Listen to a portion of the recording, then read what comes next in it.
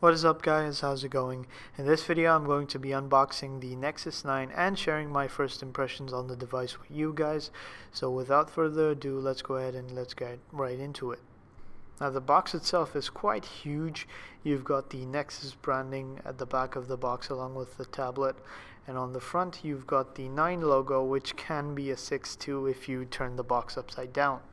Now this is HTC's first Nexus tablet, and I purchased this for almost $500. Yes, you heard that right. The 16 gig base model is sold for $450 in Canada, so plus tax and shippings, it brings that to around $485 to $500.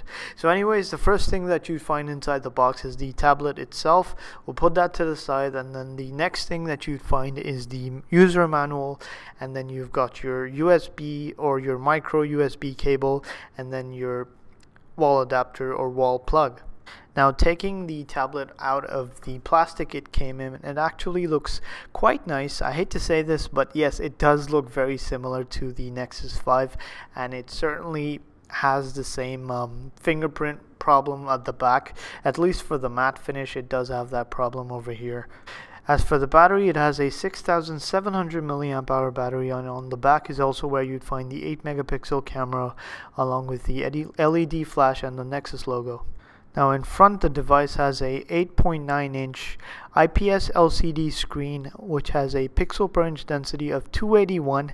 Now yes, this is not a very good PPI, but overall we'll go ahead and take a look and see what kind of color this screen produces.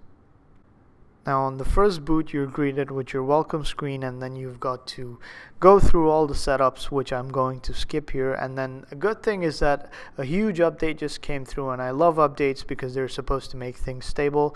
So let's go ahead and update and come right back.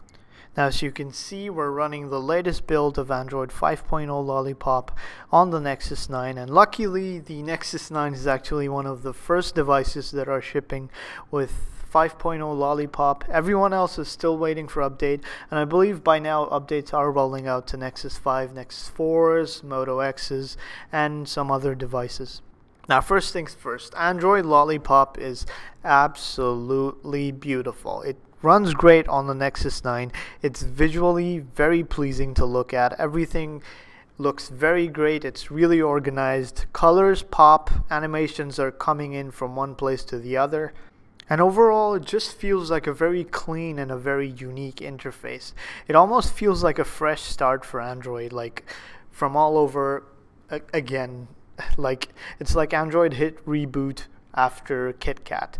And the lock screen is also very interactive. This device does feature double tap to wake, and you can interact with your notifications on the lock screen, and you can go into your home screen however you want with a swipe up, and it just feels so intuitive. It's very different. I am full on a fanboy of this operating system, and Google has done a great job here.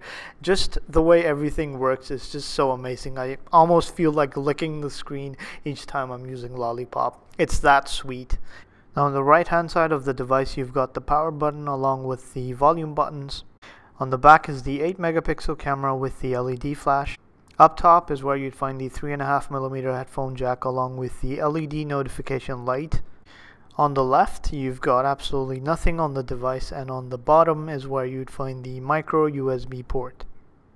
On top in the front is where the device's 1.6 megapixel front-facing camera is, and if you haven't noticed already, it has the speakers in front, and they're both stereo sounding speakers. Now they're nothing like HTC's boom sound, but they are pretty good, and I will be testing them and sharing my impressions of them in my final review. Now as far as the build quality goes, it's not very solid. I'd say it's somewhere around average. I actually preferred the Nexus 7's build over this, to be quite honest with you. I'm not saying this is bad in any ways, but the Nexus 7's build quality just felt a lot better in the hands. Now the overall screen actually looks quite nice. The 1080p panel looks very good for a 219 pixel per inch density device. Viewing angles seem pretty good, and color representations are quite on point. Anyways guys, that's pretty much it for my first impressions and unboxing on the Nexus 9. If you like this video, please do give it a thumbs up and do subscribe to stay tuned for more of my stuff. I will be doing a full review on this device along with several other videos, so do subscribe to stay tuned to all of that. Thanks for watching, and I'll see you all in the next one. Take care. Bye bye.